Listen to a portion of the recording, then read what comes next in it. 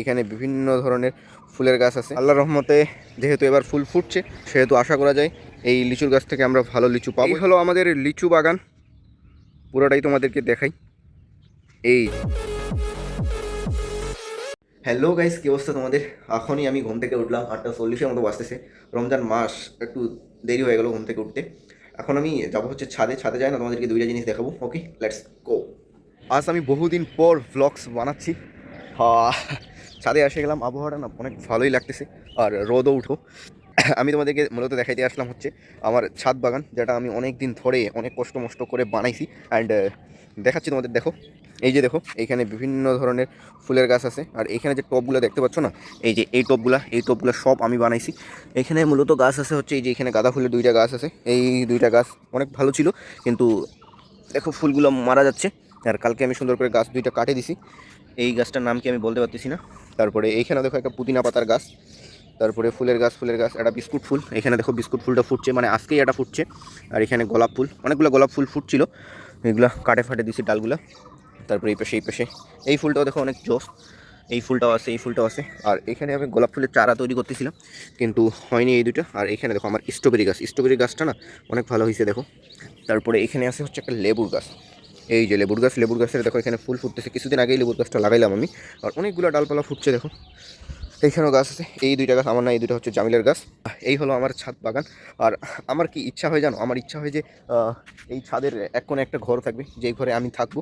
তারপরে এরকম করে যে গাছ লাগাইছি না, একবারে এই পাশ থেকে শুরু করে একবারে এই পাশ থেকে একবারে এই পাশ পর্যন্ত সব পুরাটাই দুইটা করে গাছ লাগাই দিব। আর এইখানে আমার ঘর থাকবে, ঘর থেকে বের হয়ে সব দেখতে পাবো, অনেক সুন্দর দেখাবে। আর এটা তো হলো একটা জিনিস। আরেকটা তোমাদেরকে দেখাইতেছি, সেটা হচ্ছে যে আমাদের লিচুর গাছ। এই যে আমাদের ছাদের এখানে লিচুর গাছ। এর আগের বছর আমরা এই লিচুর গাছটা থেকে না ভালো লিচু পাইনি, মানে লিচুই ধরেনি বলতে গেলে। কিন্তু এইবার দেখো প্রচুর লিচু ধরছে। কিন্তু আগের বার এই গাছটাতেও অনেক লিচু ধরছিল। আর আল্লাহর রহমতে যেহেতু এবার ফুল ফুটছে সেহেতু আশা করা যায় এই লিচুর গাছ থেকে আমরা ভালো লিচু পাবো এবারও। এই যে দেখো কি সুন্দর ফুল ফুটছে খালি লিচুর গাছের।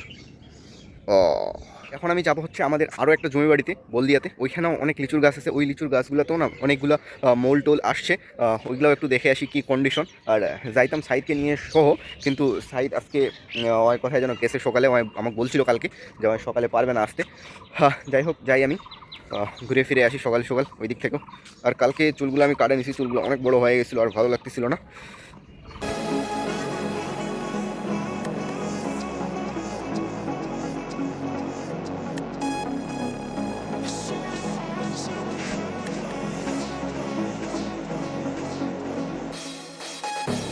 ওকে গাইস, আসে গেছি আমাদের জমি বাড়িতে।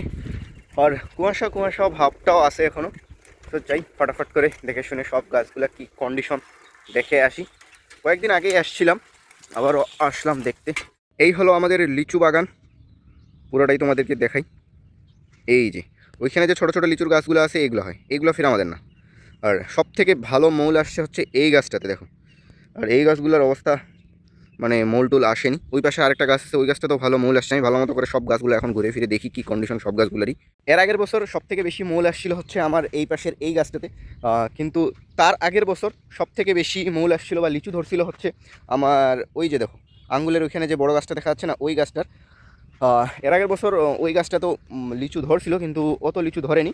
আর এই যে দেখো এই গাছটাতে মৌল আসছে, কিন্তু এর আগের বছর এই গাছে কোনো মৌল টোল আসেনি, লিচু কিছু ধরেনি। এইবারই এই গাছটাতে প্রথম।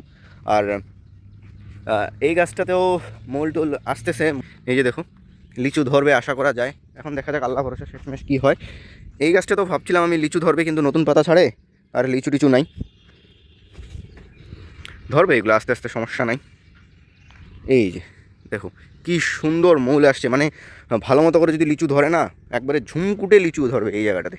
আর এই পাশেও দেখো, এই পাশেও মৌল আসছিল, কিন্তু এগুলো ছাগলে খায় ফেলছে। দেখো এইখানে যে লিচুর গাছটা দেখা যাচ্ছে, এই লিচুর গাছটার না অবস্থা করুন, মানে মারা যাওয়ার মতো অবস্থা ছিল। কিন্তু দেখো ভালোই মৌল টোল আসছে, ভালো লিচু পাওয়া যাবে মনে হয় এই গাছটা থেকেও। কিন্তু এই গাছের অবস্থা অতটা ভালো না। আর এইখানে একটা বড় গাছ ছিল, বেদানা গাছ। কিন্তু এর আগের বছর লিচু যখন ধরছিল, মানে ভালোই লিচু ধরছিল 500-600 মতো, কিন্তু হঠাৎ করে শেষ সময়ের দিকে এসে লিচুর গাছটা মারা গেছিলো, ওই কারণে দেখো আমরা এখানে আরও গাছ লাগাই দিছি। আর ওই পাশের গাছটাতেও দেখো ভালো মৌল আসছে। এর আগের বছরও এই গাছটা থেকে মনে হয় 90টা না 95টা লিচু ধরছিল, এবারও ভালো লিচু ধরবে আশা করা যায়। এই গাছটাতেও দেখো যথেষ্ট ভালো মৌল ধরছে। এর আগের বছর এই গাছটা থেকেও আমরা লিচু পাইছিলাম, কিন্তু বেশি লিচু পাইনি। এইবার দেখা যাক, মানে যেহেতু ভালো লিচু মৌল আসছে, আশা করা যায় এই গাছটা থেকেও এবার আমরা ভালো লিচু পাবো। আমাদের এই জমিটাতে লাগাইছিল মূলত হচ্ছে সরিষা। কিছুদিন আগে সরিষাগুলো উঠাই নিছে, মাড়াই করছে। এখন এই জায়গাটাতে লাগাইছে হচ্ছে কচু। এর আগের বছরও কচু লাগাইছিল, দেখা যাক। এর আগের বছর কচুতে আমরা ভালো ফলন পাইছিলাম, কিন্তু কচুর বাজার খারাপ থাকার কারণে কচুতে সেরকম লাভটা হয়নি। এবার দেখা যাক কী হয়। মানে এই কচু টচু এগুলো আমরা লাগাই না, মানে এগুলো আমরা আদি দেই মানুষকে, ওই এই জমিটা আবাদ টাবাদ করে আর কি। আর আমাদের এই পাশে আছে হচ্ছে ধানের জমি। এখানে আমরা ধান টান লাগাইছি।